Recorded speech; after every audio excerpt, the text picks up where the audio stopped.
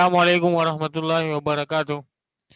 ધોરણ 11 ભૌતિક વિજ્ઞાનના વિદ્યાર્થી મિત્રો, આપણે ચેપ્ટર નંબર 6 કાર્ય ઉર્જા અને પાવરમાં લાસ્ટ ટાઈમ ઉર્જાના વિવિધ સ્વરૂપો અને ઉર્જાના સંરક્ષણના નિયમની વાત કરેલી, જે ટોપિક તમારો સ્કીપ કરેલો છે એનસીઆરટી માંથી, પણ આપણે ભણાવી દીધો છે માર્ગદર્શન તમને મળી રહે એ માટે. પરીક્ષામાં પૂછાય નહીં ઉર્જા સંરક્ષણના નિયમમાંથી અને વિવિધ સ્વરૂપો જે ઉર્જાના છે એમાંથી કોઈ ટોપિક તમને પરીક્ષામાં પ્રશ્ન પૂછાય નહીં. હવે નેક્સ્ટ ટોપિક, ચેપ્ટરનો લાસ્ટ ટોપિક આપણો છે, લાસ્ટ બટ નોટ લીસ્ટ. 2 દિવસ લાગશે બરાબર આ ટોપિક પૂરો થવામાં. તો લાસ્ટ ટોપિક છે તમારો સંઘાત એટલે કે અથડામણ. વ્યવહારિક જીવનમાં ઘણી બધી જગ્યાએ તમે સંઘાત અનુભવો છો બરાબર. સંઘાતની ઘટના ઘણી બધી જગ્યાએ ભૌતિક ઘટનાઓમાં જોઈ હશે.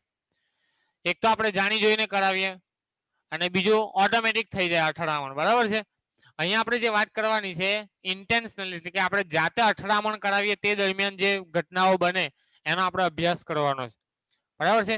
તો સંઘાત એટલે શું કે એવી કોઈ ભૌતિક પ્રક્રિયા કે જેના અંદર એક પદાર્થ બીજા પદાર્થ સાથે અથડામણ અનુભવે અથવા આંતરક્રિયા કરે તે દરમિયાન એની ઉર્જામાં ફેરફાર થાય. શામાં ફેરફાર થાય? એની ઉર્જામાં ફેરફાર થાય, પરંતુ એના વેગમાનનું સંરક્ષણ થાય. શાનું સંરક્ષણ થાય? વેગમાનના સંરક્ષણના નિયમનું પાલન થાય. તેવી ઘટનાને સંઘાત કહેવાય. સંઘાત એટલે શું કે બે પદાર્થો વચ્ચે થતી એવી આંતરક્રિયા કે જેની અંદર એની ગતિ ઉર્જામાં કે સ્થિતિ ઉર્જામાં તો ફેરફાર થાય. તંત્રની યાંત્રિક ઉર્જા અચળ રહે, તંત્રની કુલ ઉર્જા છે જે અચળ રહે, પરંતુ એની ગતિ ઉર્જા સ્થિતિ ઉર્જાઓમાં ફેરફાર થયા કરે, પરંતુ તંત્રનું કુલ રેખીય વેગમાન પણ અચળ રહે. તો આવી ઘટનાને શું કહેવાય? સંઘાત કહેવાય બરાબર છે. આપણે માની લો કે બે પદાર્થો છે. એક પદાર્થ તમારો m1 દળ ધરાવતો પદાર્થ છે, બીજો પદાર્થ તમારો m2 દળ ધરાવતો કોઈ પદાર્થ છે બરાબર છે. આ રીતે કોઈ પદાર્થ છે, આનો વેગ ધારો કે તમારો v1 છે, આનો વેગ તમારો v2 છે. આ તમારી સંઘાત પહેલાની સ્થિતિ, સંઘાત પહેલાની અથડામણ થાય તે પહેલાની સ્થિતિ છે. ઓકે, m1 દળ ધરાવતા પદાર્થનો વેગ v1 છે, m2 દળ ધરાવતા પદાર્થનો વેગ v2 છે બરાબર છે. ઇનિશિયલ છે એટલે આપણે v1i કે v2i કે ઇનિશિયલ એટલે કે પ્રારંભિક. પ્રારંભિક માટે આપણે એવું કહીશું કે પ્રારંભિક વેગ v1i છે, આનો પ્રારંભિક વેગ છે v2i. સંઘાત બાદ શું થાય? એકબીજા સાથે અથડાય એટલે વેગમાં ફેરફાર થાય બરાબર છે. માની લો કે m1 દળ ધરાવતા પદાર્થનો વેગ થશે તમારો v1f અને m2 દળ ધરાવતા પદાર્થનો વેગ થશે તમારો v2f બરાબર છે. f એટલે કે ફાઇનલ. તો આ તમારો સંઘાત પહેલાની સ્થિતિ અને આ તમારી સંઘાત બાદની સ્થિતિ. સંઘાત બાદ બરાબર છે. અથડામણ પહેલા અને અથડામણ પછી. એવું શક્ય પણ હોઈ શકે કે એક પદાર્થ તમારો સ્થિર હોય અને બીજો પદાર્થ તમારો અથડાય બરાબર છે. એવી પણ શક્યતા હોય. એવી ઘટના તમે અનુભવ કરી હશે. તમે લખોટી રમતા હોય તો એક લખોટી સ્થિર હોય અને બીજી લખોટી દ્વારા તમે એક લખોટીને ટાકો બરાબર છે. તે તમારો સંઘાત છે. કેરમમાં તમે એક કુકડી દ્વારા બીજી કુકડીને ટાકો તો એ તમારી સંઘાતની ઘટના છે બરાબર છે. અકસ્માત થાય બરાબર છે. કોઈ વસ્તુ સાથે તમે ઠોકર કરો તો તે દરમિયાન પણ તમારો સંઘાત અનુભવાય. તો સંઘાતના આ બધા ઉદાહરણો છે. હવે એ સંઘાતમાં આ પહેલું તમારી જે ઘટના છે કે સંઘાત પહેલાની સ્થિતિ, આ સંઘાત બાદની સ્થિતિ. હવે આ ઘટનાની અંદર બંને એક જ પરિમાણમાં થાય છે. તો આ પ્રકારના સંઘાતને કહેવાય એક પારિમાણિક સંઘાત. એક પારિમાણિક સંઘાત બરાબર છે. કે પદાર્થ એક જ પરિમાણમાં ગતિ કરે છે. અથડામણ પહેલા પણ એક જ પરિમાણમાં અને અથડામણ બાદ પણ એક જ પરિમાણમાં ગતિ કરે છે. માટે આવા સંઘાતને કયો સંઘાત કહેવાય? એક પારિમાણિક સંઘાત. કેટલીક વાર એવું બને, માની લો કે m1 દળ ધરાવતો કોઈ પદાર્થ હોય, એનો વેગ તમારો v1i હોય બરાબર છે. એ ગતિ કરે અને m2 દળના પદાર્થ જે સ્થિર રહેલો છે એની સાથે અથડાય. આ તમારી સંઘાત પહેલાની સ્થિતિ. સંઘાત પહેલાની સ્થિતિ કે m1 દળ ધરાવતો કોઈ પદાર્થ છે જેનો વેગ v1i છે, m2 દળ ધરાવતા પદાર્થ સાથે અથડાય છે, સ્થિર છે. હવે શું થશે? બંને અથડાયા પછી આ રીતે આ દિશામાં ગતિ કરે છે. માની લો કે એક પદાર્થ તમારો આ દિશામાં ગતિ કરે, એનો વેગ થાય છે v1f બરાબર છે. m1 દળનો પદાર્થ છે એ આ દિશામાં ગતિ કરે છે, એનો વેગ છે v1f. અને m2 દળનો પદાર્થ માની લો કે આ દિશામાં ગતિ કરે છે બરાબર છે, અને એનો વેગ છે તમારો માની લો કે v2f બરાબર છે. આ તમારી x અક્ષ આ તમારો θ1 જેટલો ખૂણો બનાવે અને આ તમારો θ2 જેટલો ખૂણો બનાવે. તો આ જે પરિસ્થિતિ છે તમારી સંઘાત બાદની પરિસ્થિતિ છે. સંઘાત બાદ, બરાબર છે.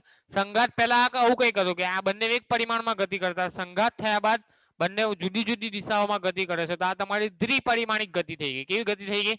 દ્વિપરિમાણિક, કે જે એક પરિમાણમાં નથી. આ તરફ ગતિ કરે છે, આ તરફ ગતિ છે, બંનેના વેગ પણ જુદા જુદા છે. તો આવી ગતિને દરમિયાન થતા સંઘાતને દ્વિપરિમાણિક સંઘાત કહેવાય. દ્વિપરિમાણિક સંઘાત. ઓકે, તો મુખ્યત્વે તમારા બે પ્રકારના સંઘાત, એક પરિમાણિક સંઘાત અને દ્વિપરિમાણિક સંઘાત. બંને સંઘાતમાં તમારો પદાર્થ એક સ્થિર હોય, એક ગતિમાં હોય, અથવા બંને પદાર્થ પણ તમારા ગતિમાં હોય. સંઘાત કોને કહેવાય? તો વેગમાનનું સંરક્ષણ થતું હોય, ગતિ ઉર્જામાં ફેરફાર થતો હોય, બરાબર છે, એને શું કહેવાય? સંઘાત કહેવાય. ચાલો હવે આપણે વાત કરીએ સંઘાતના મુખ્ય 3 પ્રકારના. સંઘાતના મુખ્ય 2 પ્રકાર છે, એમ તો સ્થિતિસ્થાપક અને બીજું તમારું અસ્થિતિસ્થાપક, અને ત્રીજો એક પ્રકાર છે તમારો અર્ધ સ્થિતિસ્થાપક સંઘાત. તો સંઘાતના પ્રકારમાં પહેલો સ્થિતિસ્થાપક સંઘાત. સ્થિતિસ્થાપક સંઘાત, બરાબર છે. બીજો પ્રકાર તમારો અસ્થિતિસ્થાપક. તમારી બુકમાં એનું નામ સંપૂર્ણ અસ્થિતિસ્થાપક આપેલું છે. સંપૂર્ણ શબ્દ લખો ના લખો તો પણ વાંધો નહીં. સ્થિતિસ્થાપક અને બીજો અસ્થિતિસ્થાપક, અને ત્રીજો એક પ્રકાર આવે અર્ધ સ્થિતિસ્થાપક.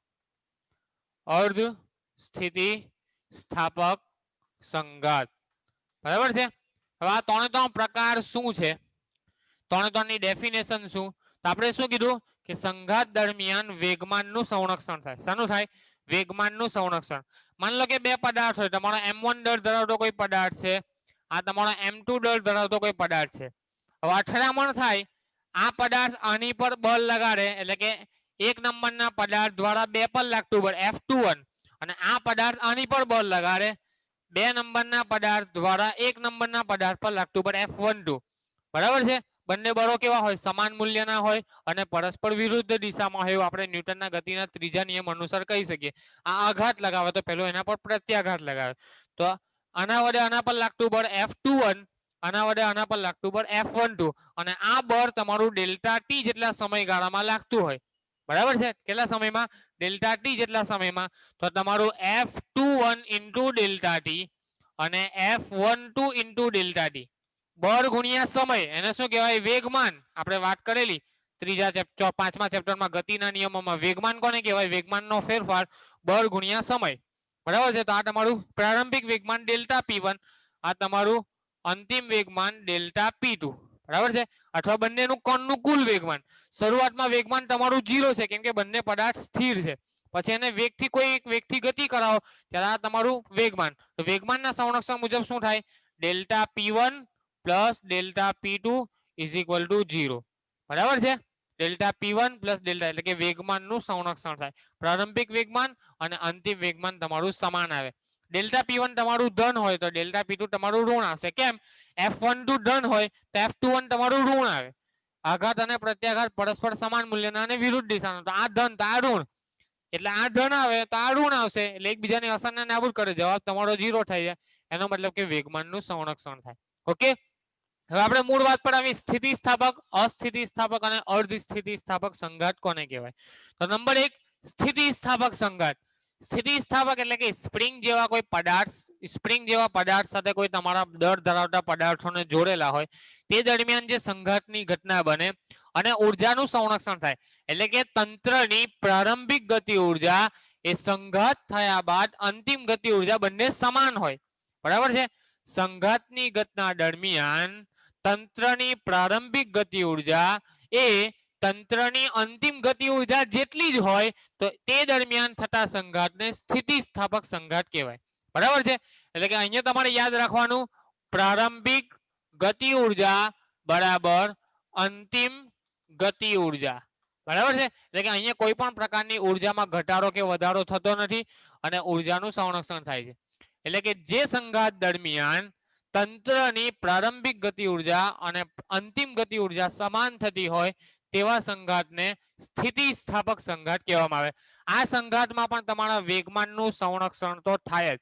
કોઈ પણ સંઘાતની ઘટના હોય ગતિ ઉર્જામાં ફેરફાર થઈ શકે, બરાબર છે, પરંતુ વેગમાન ન ફેરફાર થતો નથી, એટલે કે વેગમાનનું સંરક્ષણ થાય. તંત્રનું કુલ વેગમાન કેવું રહે? અચળ રહે. પ્રારંભિક વેગમાન અને અંતિમ વેગમાન કેવું હોય? તમારું સમાન હોય, બરાબર છે. એવું યાદ રાખવાનું, સંઘાતની પ્રક્રિયામાં વેગમાનનું સંરક્ષણ થાય. સ્થિતિસ્થાપકમાં શું થાય? પ્રારંભિક ગતિ ઉર્જા અંતિમ ગતિ ઉર્જા કેવી હોય? સમાન હોય. અસ્થિતિસ્થાપકમાં શું થશે?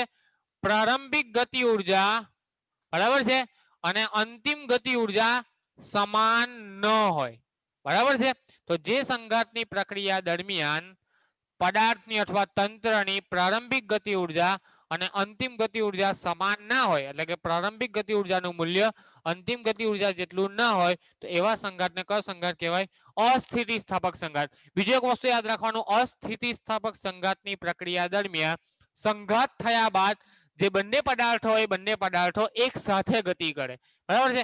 આનું બેસ્ટ ઉદાહરણ તમારી બંદૂકમાંથી છૂટેલી ગોળી, બંદૂકમાંથી છૂટેલી ગોળી મોટા બ્લોક પર અથડાય, મોટા બ્લોક સાથે અથડાય ત્યારે શું થાય? તમને ખબર છે, માની લો કે એક મોટો બ્લોક છે, આ બ્લોકમાં તમારી ગોળી અથડાય છે, બંદૂકમાંથી છૂટેલી ગોળી અથડાય તો શું થાય? ગોળી પણ ગતિ કરે અને બ્લોક પણ ગતિ કરે, અને બંને સાથે. માની લો કે આ ગોળી આની અંદર અથડાઈ તો ગોળી પણ ગતિ કરશે અને બ્લોક પણ બંને સાથે સાથે ગતિ કરશે. તો આ પ્રકારનો જે સંઘાત છે એને કયો કહેવાય? અસ્થિતિસ્થાપક સંઘાત. અને આ પ્રક્રિયા દરમિયાન પ્રારંભિક ગતિ ઉર્જા અને અંતિમ ગતિ ઉર્જા તમારી સમાન હોતી નથી, લગભગ ઘટાડો થાય. ગતિ ઉર્જામાં શું થાય? પ્રારંભિક ગતિ ઉર્જા કરતા અંતિમ ગતિ ઉર્જામાં તમારો ઘટાડો જોવા મળે.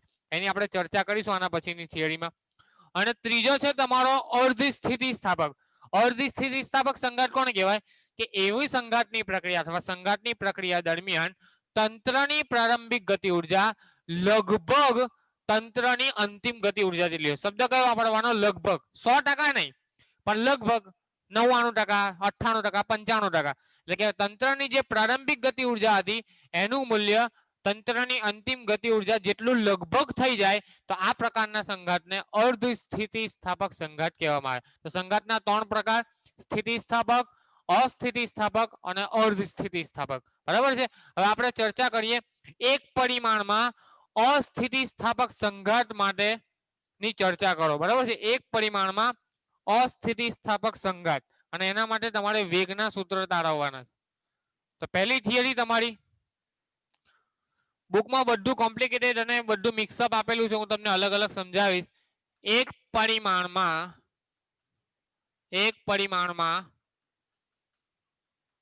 સંપૂર્ણ અસ્થિતિસ્થાપક સંઘાત સમજાવો, બરાબર છે. તમારો ક્વેશ્ચન છે એક પરિમાણમાં સંપૂર્ણ અસ્થિતિસ્થાપક સંઘાત સમજાવો. તો પહેલા તમારે વ્યાખ્યા આપી દેવાની કે અસ્થિતિસ્થાપક સંઘાત કોને કહેવાય? તો જે સંઘાત દરમિયાન તંત્રની પ્રારંભિક ગતિ ઉર્જા અને તંત્રની અંતિમ ગતિ ઉર્જા સમાન ના હોય એવા સંઘાતની પ્રક્રિયાને સંપૂર્ણ અસ્થિતિસ્થાપક સંઘાત કહેવામાં આવે છે. માની લો કે આકૃતિમાં દર્શાવ્યો, માની લો કે તમારી પાસે કોઈ બ્લોક છે, m1 દર ધરાવતો તમારી પાસે કોઈ બ્લોક છે અથવા કોઈ ગોળો છે, બરાબર છે, જેનો વેગ છે તમારો v1i. વેગ કેટલો છે તમારો? v1i. એક પરિમાણિક ગતિ છે. કઈ છે? એક પરિમાણિક, એટલે અહીંયા આપણે સદિશ દર્શાવવાની જરૂર નથી. માની લો કે બીજો એક દડો છે અથવા ગોળો છે m2 દર ધરાવતો, જે તમારો સ્થિર છે. કેવો છે? તમારો સ્થિર છે. આ તમારી સંઘાત પહેલાની સ્થિતિ. કઈ સ્થિતિ? સંઘાત પહેલાની સ્થિતિ. સંઘાત બાદ શું થશે? આપણે અસ્થિતિસ્થાપકમાં કીધું કે અસ્થિતિસ્થાપક જે સંઘાત હોય તે દરમિયાન તમારા જે બંને ગોળા હોય એક સાથે ગતિ કરે, બરાબર છે. એટલે આ તમારો m1 ગોળો અને આ તમારો m2 ગોળો બંને તમારા એક સાથે ગતિ કરશે, એટલે કે બંનેનો વેગ તમારો સમાન હશે, v1f. કેટલો વેગ હશે તમારો? v1f, બરાબર છે. v1f લઈ લો, બરાબર છે. આ તમારો v1f જેટલા વેગથી ગતિ કરશે. તો આ તમારી સંઘાત પહેલાની સ્થિતિ, આ તમારી સંઘાત બાદની સ્થિતિ. ઓકે, તો તમારે લખવાનું વર્ણનમાં શું લખશો? આકૃતિમાં એક પરિમાણિક અસ્થિતિસ્થાપક સંઘાતની દર્શાવેલી છે, સ્થિતિ દર્શાવેલી છે, જેમાં m1 દળનો કોઈ પદાર્થ v1i જેટલા વેગથી ગતિ કરી રહ્યો છે, m2 દળનો કોઈ પદાર્થ તમારો સ્થિર છે, બરાબર છે. m1 દળનો પદાર્થ m2 સાથે અથડામણ અનુભવે છે, એટલે કે અસ્થિતિસ્થાપક સંઘાત અનુભવે છે. સંઘાતની પ્રક્રિયા દરમિયાન સંઘાતની અથડામણ થયા બાદ m1 અને m2 દળ ધરાવતા પદાર્થો એક સાથે ગતિ કરશે અને એમનો વેગ કેટલો હશે vf જેટલો બરાબર અથવા v1f જેટલો ઓકે હવે સંઘાતની પ્રક્રિયામાં શું થાય વેગમાનનું સંરક્ષણ થાય આપણે શું કીધું વેગમાનનું સંરક્ષણ તો નંબર 1 આપણે ઇક્વેશન તારવવાનું છે એનો પહેલો સ્ટેપ વેગમાનના સંરક્ષણ મુજબ તંત્રનું પ્રારંભિક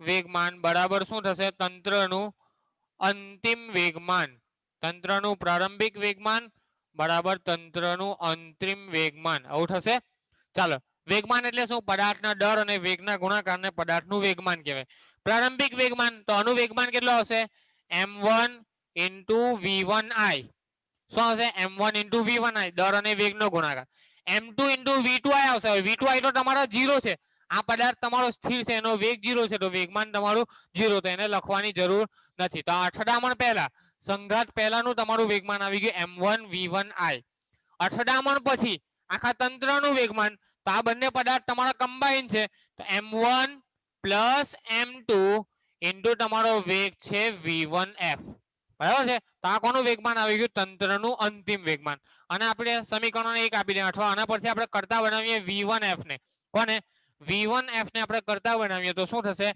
m1 v1i ના છેદમાં m1 + m2 બરાબર છે તમને સમીકરણ મળ્યું v1f = m1 v1i ના છેદમાં m1 + m2 ઓકે આ તમારું સમીકરણ નંબર 1 ઓકે ચાલો ગતિ ઊર્જાની વાત કરીએ ગતિ ઊર્જામાં થતો ફેરફાર ડેલ્ટા કે બરાબર શું થાય ki - kf ઇનિશિયલ ગતિ ઊર્જા માઇનસ ફાઇનલ ગતિ ઊર્જા અહીંયા શું થશે ગતિ ઊર્જામાં ઘટાડો થશે શરૂઆતમાં આનો વેગ વધારે હશે એટલે ગતિ ઊર્જા વધારે હશે જેવો અથડામણ થશે એટલે વેગ ઘટશે વેગ વહેંચાઈ જશે બંનેનો વેગ તમારો ઘટી જશે બરાબર છે અથડામણ પછી વેગ ઘટે એટલે ગતિ ઊર્જા તમારી ઘટશે બરાબર છે ગતિ ઊર્જામાં ઘટાડો એટલે ઇનિશિયલ માંથી ફાઇનલ ને બાદ કરીશું પ્રારંભિક ગતિ ઊર્જામાંથી ફાઇનલ ગતિ ઊર્જાને બાદ કરીશું ચાલો પ્રારંભિક ગતિ ઊર્જા કેટલી થશે પ્રારંભિક ગતિ ઊર્જા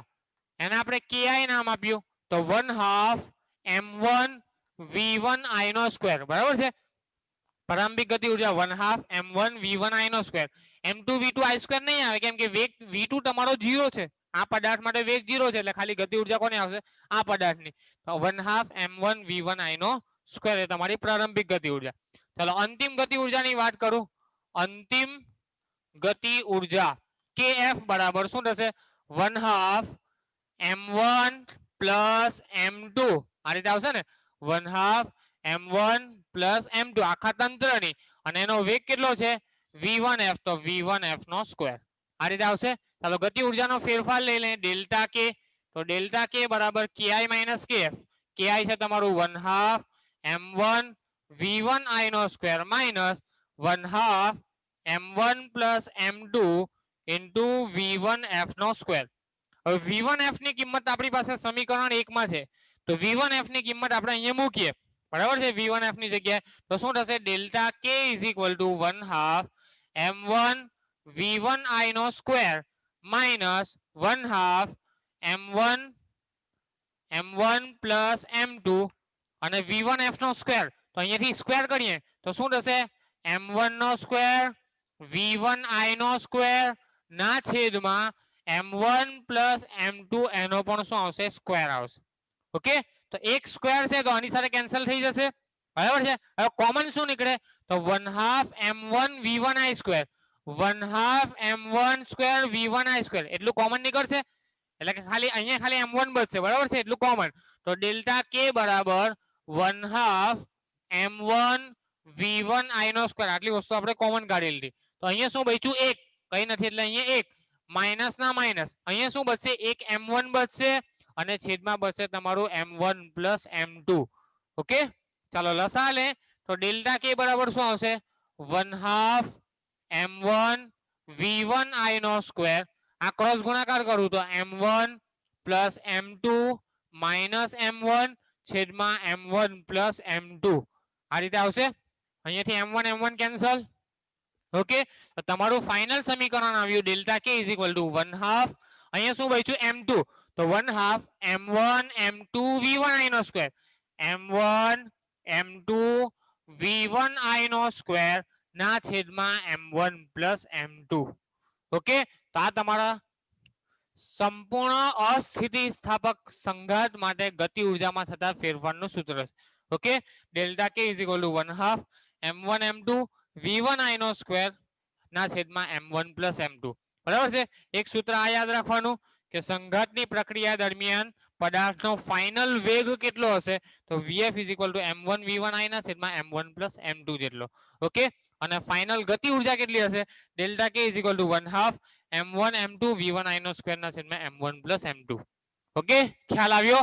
સંપૂર્ણ અસ્થિતિસ્થાપક સંઘાત દરમિયાન વેગનું સૂત્ર અને ગતિ ઉર્જામાં થતા ફેરફારનું સૂત્ર ઓકે હવે તમે શું કીધું કે ગતિ ઉર્જામાં ફેરફાર થાય છે અને ગતિ ઉર્જામાં ઘટાડો થાય છે શરૂઆતમાં ગતિ ઉર્જા એની માની લો કે 40 જૂલ જેટલી ગતિ ઉર્જા હતી 40 જૂલ જેટલી ગતિ ઉર્જા હતી એક ઘટાડો થયો તો અંતિમ ગતિ ઉર્જા માની લો કે તમને મળી 20 જૂલ તો તમને એક પ્રશ્ન થવો જોઈએ એક પ્રશ્ન થવો જોઈએ કે 40 જૂલ ગતિ ઉર્જા હતી 20 જૂલ અથડામણ પછી તમને ગતિ ઉર્જા મળી તો બાકીની 20 જૂલ ગઈ ક્યાં બરાબર છે કોઈ મને કહેશે કે આ અથડામણની પ્રક્રિયા દરમિયાન અસ્થિતિસ્થાપક સંઘાતની પ્રક્રિયા દરમિયાન તમે ગોળીનું જ ઉદાહરણ લો એક ગોળી બ્લોકમાં વાગે છે બંદૂકની ગોળી એક મોટા બ્લોકની અંદર વાગે છે એ અસ્થિતિસ્થાપક સંઘાતનું ઉદાહરણ છે એમાં શું થાય ગોળી વાગે તે દરમિયાન ગોળી અને બ્લોક એક સાથે ગતિ કરશે બ્લોક તમારો ખસશે કોઈ પણ વસ્તુ સાથે તમે કોઈ વસ્તુને અથડાવો તો એ વસ્તુ પણ તમારી ગતિ કરે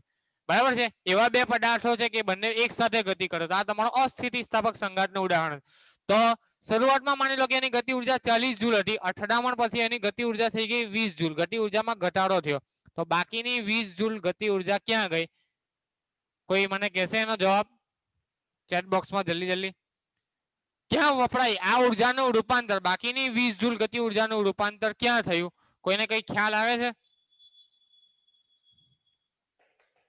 જો સંઘાતની પ્રક્રિયા થાય તો બે પદાર્થો વચ્ચે એક તો ઘર્ષણ બળ અનુભવાય શું અનુભવાય ઘર્ષણ બળ બ્લોક અને ગોળી વચ્ચે તમારું ઘર્ષણ બળ લાગશે શું લાગશે ઘર્ષણ બળ તો કેટલીક ઉર્જા તમારી ઘર્ષણ બળ સ્વરૂપે નાશ પામશે પછી કેટલીક ઉર્જા તમારી ઉષ્મા ઉર્જા સ્વરૂપે બરાબર છે ઘર્ષણ બળ લાગે એટલે કઈ ઉર્જા ઉષ્મા ઉર્જા ઉદ્ભવે ને તો ઉષ્મા ઉર્જા સ્વરૂપે તમારી છૂટી પડે અને કેટલીક ઉર્જા તમારી ધ્વનિ ઉર્જા સ્વરૂપે પણ છૂટી પડે કઈ ઉર્જા ધ્વનિ તમને અવાજ આવે ને ભાઈ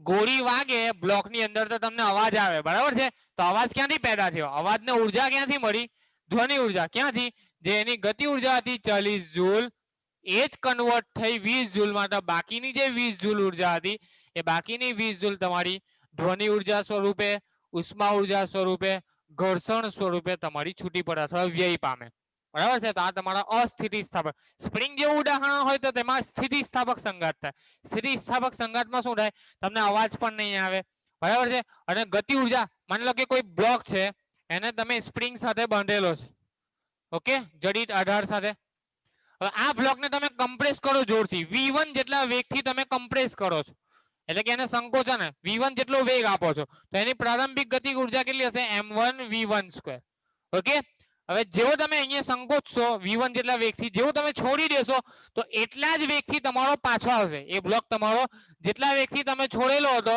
એટલા જ વેગથી તમારો બ્લોક પાછો આવશે એટલે કે પ્રારંભિક ગતિ ઉર્જા અને અંતિમ ગતિ ઉર્જા તમારી સમાન થશે અહીંયા કોઈ પણ પ્રકારની ધ્વનિ ઉર્જા થાય થોડો ઘણો વ્યય થાય બરાબર છે પણ અહીંયા આપણે એને આદર્શ કન્ડિશન તરીકે લઈ લઈએ સ્પ્રિંગ જેવા પદાર્થો માટે તો અહીંયા તમારી જ્યારે v1 જેટલો વેગ આપશો અને એના દ્વારા જે તમને પાછો વેગ મળે v2 જેટલો જે વેગ મળે એ બંને વેગ તમારા સમાન હશે વેગ સમાન એટલે ગતિ ઉર્જા સમાન આવે તો એ સંઘાત કયો કહેવાય સ્થિતિસ્થાપક સંઘાત કયો સંઘાત સ્થિતિસ્થાપક સંઘાત સાહેબ ટાઈમ કેટલો છે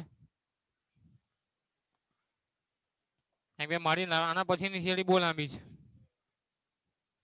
એક ઉદાહરણની ચર્ચા કરી લે બરાબર છે કેમ કે થિયરી આના પછી સ્થિતિસ્થાપક સંઘાત માટેની છે એ લાંબી થિયરી છે લાંબી થિયરી ગણવા જઈશું તો આપણો ટાઈમ પૂરો થઈ જશે તો એક ઉદાહરણ નંબર 10 ગણી નાખીએ બરાબર છે ઉદાહરણ નંબર 10 એક કોષ્ટક તમારી બુકની અંદર આપેલું છે એક કોષ્ટક પરથી તમારે બે વસ્તુ ત્રણ વસ્તુ છે બરાબર છે, ત્રણ વસ્તુના તમારે એકમો કન્વર્ટ કરવાના છે. હા, ઉદાહરણ નંબર 10 ની વાત કરું છું. 6, 7, 8 બાકી છે પછી કરાવીશ. 10મું ઉદાહરણ પહેલા લઈ લે. શું કીધું છે? ડીએનએ માં રહેલા એક બંધને તોડવા માટે જરૂરી ઉર્જાને ઇલેક્ટ્રોન વોલ્ટમાં ફેરવો. નંબર 1 આપેલું છે ડીએનએ માં રહેલા એક બંધને તોડવા માટે, એક બંધને તોડવા માટે જરૂરી ઉર્જા, બરાબર છે, એને ઇલેક્ટ્રોન વોલ્ટમાં ફેરવો. શામાં ફેરવો? ઉર્જાના એકમ ઇલેક્ટ્રોન વોલ્ટમાં ફેરવો. તમને એની ઉપર એક કોષ્ટક આપેલું છે, ઉદાહરણ 10 ની ઉપર તમને એક કોષ્ટક આપેલું છે. એ કોષ્ટકમાં જુદી જુદી ઉર્જાઓના તમને મૂલ્ય આપેલા છે. એમાં જો ડીએનએ માં રહેલા એક બંધને તોડવા માટે જરૂરી ઉર્જા કેટલી છે તો એ તમારી આપેલી છે 10⁻20 ઘટ જૂલ. આટલી ઉર્જા લાગે. એક બંધને તોડવો હોય તો કેટલી ઉર્જા વપરાય? 10⁻20 ઘટ જૂલ. હવે આ જે ઉર્જાનું મૂલ્ય છે, બરાબર છે, આ જે એનર્જીનું મૂલ્ય છે એ એનર્જીને તમારે ઇલેક્ટ્રોન વોલ્ટમાં કન્વર્ટ કરવાની. હવે ઇલેક્ટ્રોન વોલ્ટનો જૂલ સાથેનો સંબંધ તમને ખબર હોવો જોઈએ. 1 જૂલ બરાબર અથવા 1 ઇલેક્ટ્રોન વોલ્ટ બરાબર 1.6 × 10⁻19 જૂલ થાય. 1 ઇલેક્ટ્રોન વોલ્ટ બરાબર કેટલા થાય? 1.6 × 10⁻19 જૂલ. તો એ કન્વર્ઝનનો આપણે ઉપયોગ કરીએ. 1 ઇલેક્ટ્રોન બરાબર 1.6 × 10⁻19 જૂલ હોય તો 10⁻20 ઘટ જૂલ હોય તો કેટલા ઇલેક્ટ્રોન વોલ્ટ? આ રીતે તમે પદ માંડી શકો, બરાબર છે. તો શું આવશે તમારા? આનો ગુણાકાર આની સાથે એટલે એ છેદમાં આવશે 1.6 × 10⁻19, બરાબર છે, અને આ ગુણાકારમાં આવશે 10⁻20 ઘાત. ઓકે, આ -20 19 ઉપર જાય એટલે 10⁻1 બચે અને છેદમાં 1.6. આ ભાગાકાર કરશો તો તમને મૂલ્ય મળશે 0.0625 ઇલેક્ટ્રોન વોલ્ટ. આ જે મૂલ્ય આવ્યું ઉર્જાનું એનર્જીનું એ શામાં આવી ગયું? ઇલેક્ટ્રોન વોલ્ટમાં. 0.0625 electron volt. બીજું તમને કીધું છે હવાના એક અણુની ગતિ ઉર્જા. તો કોષ્ટકમાં જોજો, હવાના એક અણુની તમને ગતિ ઉર્જાનું મૂલ્ય આપેલું હશે કોષ્ટકમાં. હવાના એક અણુની ગતિ ઉર્જાનું મૂલ્ય છે 10⁻21 ઘાત જૂલ. કેટલું? 10⁻1. તો એને પણ તમે આ રીતે કન્વર્ટ કરી શકો.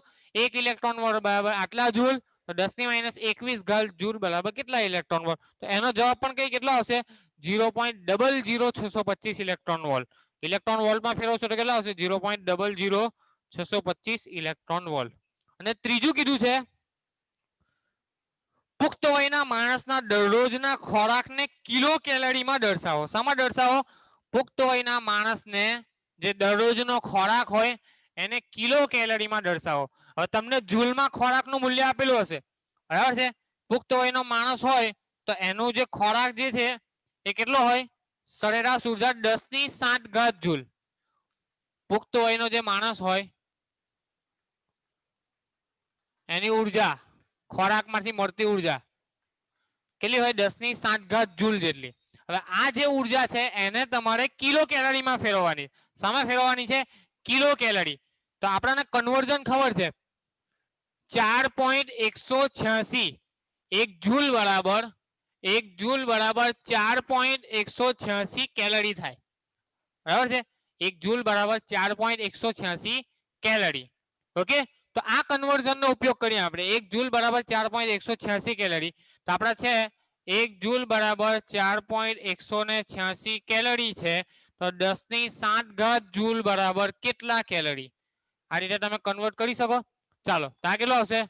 4.186 ગુણ્યા 10⁻7 ઘાત કેલરી. હજુ આપણે કિલો કેલરીમાં ફેરવવાનું. આ કેલરી એમાં આવ્યું, કિલો કેલરીમાં ફેરવ્યું તો 10⁻3 ઘાત. તો 4.186 × 10⁻7 × 10⁻3 કિલો કેલરી, બરાબર છે. KCAL kilo calorie. તો કેટલી આવશે તમારી ઉર્જા? 4.186 ગુણ્યા 10⁻+4. 4 ને 3 7 ને એટલે +4 ઘાત કિલો કેલરી. ઓકે, 4.186 ગુણ્યા 10⁻4 ઘાત કિલો કેલરી. ચાલો, નેક્સ્ટ ટાઈમ બીજું જોઈશું.